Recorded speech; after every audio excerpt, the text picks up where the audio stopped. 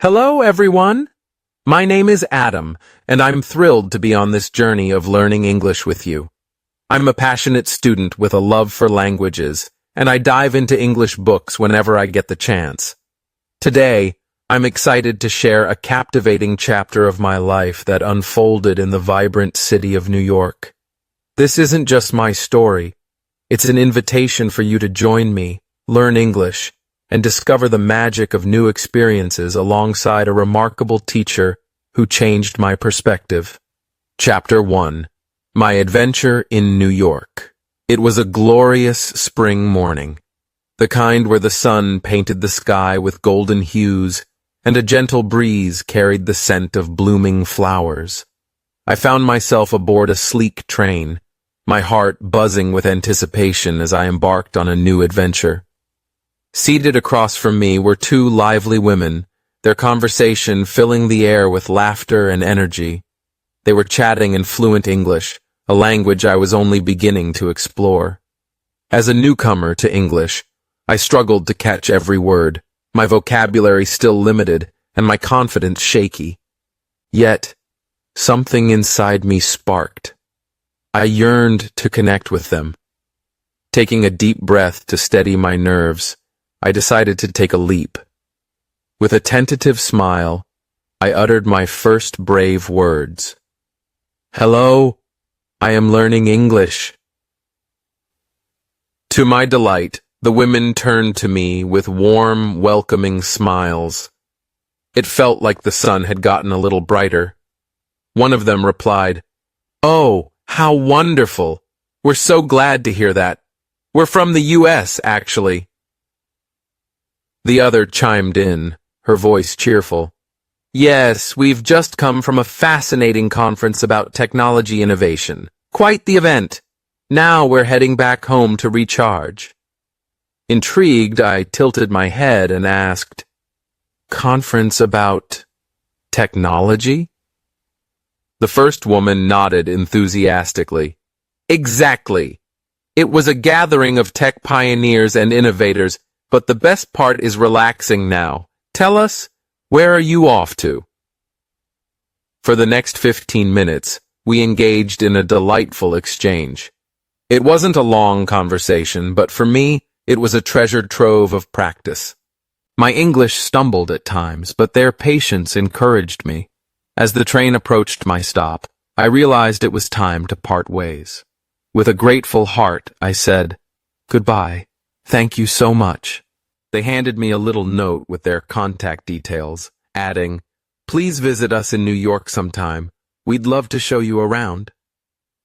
Overwhelmed with joy, I replied, "Thank you. That's so kind." We waved farewell as I stepped onto the platform, my spirits lifted by this unexpected connection. Inspired by this encounter, I threw myself into my English studies with renewed vigor. Every day, I immersed myself in simple novels, translated short articles, and watched captivating English films, each scene a step toward fluency. After 6 months of dedication, my English had blossomed impressively, yet I hungered for more. The idea of studying in New York, the heart of culture and opportunity, began to take root. I dreamed of an adventure that would push my skills further, and soon, I made the bold decision to move there and enroll in a language school. Arriving in New York, I quickly found a welcoming school and joined their program. My first day was a Monday, and I felt a mix of excitement and jitters as I walked into the classroom.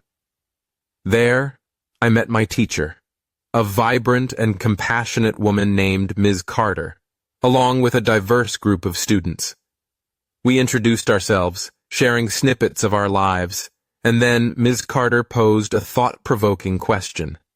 "What do you know about the English language, and what do you believe is the key to mastering it?" Her question lingered in the air, sparking curiosity. She continued with a twinkle in her eye. "I have a special method to teach you, one that's engaging and effective. We won't be buried in textbooks all day. Instead, we'll dive into English through conversation, creativity, and real-life practice every single day. This approach resonated with me deeply. Textbooks often left me puzzled and bored, but Ms. Carter's promise of interactive learning felt like a breath of fresh air. We discussed the essence of language, how it's a tool for connection, a way to share our dreams and ideas. She emphasized, the best way to learn is to use English actively, to express your emotions, to chat with friends, to tell your stories. Many focus on memorizing vocabulary or grammar rules, but if you don't speak, you miss the heart of the language. Yes, learn the basics, but practice them daily with joy and purpose. Her words inspired me, and I couldn't wait to embrace this lively method of learning. The lesson flowed into a lively discussion about our hobbies and favorite pastimes. We paired up, chatted with Ms. Carter, and laughed together. I felt a surge of happiness. This method was perfect for me, fueling my progress with every word I spoke. Chapter 2. Discovering New Vocabulary. Tuesday arrived, and I returned to school with eager anticipation. During class, a curious student raised an intriguing question that echoed my own thoughts. What's the most effective way to build my vocabulary? Ms. Carter's eyes lit up as she responded, there are countless ways to learn new words, but the most powerful one is reading. When you read regularly, you absorb new words naturally and quickly, faster than any other method. I recommend dedicating at least 45 minutes a day to reading. To maximize your learning, choose material that sparks your interest. A thrilling novel, an inspiring biography, or even articles about topics you love. Avoid anything dull. If it doesn't excite you, you won't stick with it, and learning will stall. Also, pick a text suited to your current level. Too many unfamiliar words can frustrate you, and we want this to be a joyful journey. She added with a smile, when you encounter a new word, grab a dictionary. Look up its meaning to unlock the text, and let that word sink into your memory. You don't need to jot it down every time. Your brain will hold on to it with repetition. Each new word you explore builds your confidence and understanding. Plus, reading teaches you how words dance together in sentences, showing you their rhythm and flow, a skill that textbooks alone can't provide. Give it a try, and you'll be amazed at how your vocabulary grows. Our conversation shifted to life in New York, student jobs, and cultural experiences, which fascinated me since I hoped to work part-time. I asked my classmates if they knew where to find job opportunities. They suggested visiting a local job agency, known for connecting students with flexible roles. This was exciting news. After class, I headed to the agency, unsure of what I could do. I approached a friendly advisor and asked, what jobs might suit a student like me? She thought for a moment and said, we have options like working as a shop assistant or helping out at a charming bakery. Your English is quite solid, and the bakery job comes with easy training where you can practice speaking even more. You could start this Saturday. Elated, I realized this job would be a perfect stage to hone my skills, echoing Ms. Carter's advice to immerse myself in English daily. Chapter 3. Tackling Pronunciation Challenges. Wednesday brought me back to school with a new sense of purpose. Among us was a reserved student named Luca from Brazil, who rarely spoke. When Ms. Carter invited questions, Luca hesitantly asked, I struggle a lot with pronunciation. I know it's not clear, and I avoid speaking because I'm embarrassed. I read books and watch English shows, understanding most of it, but speaking is tough. Is there a way to improve? Ms. Carter nodded empathetically. Luca, you're not alone. Many face this.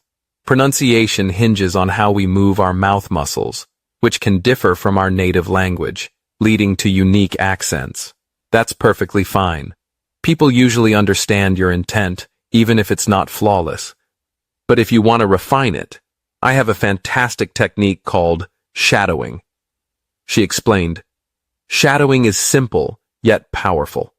It's how children master their first language, mimicking sounds repeatedly until they're natural.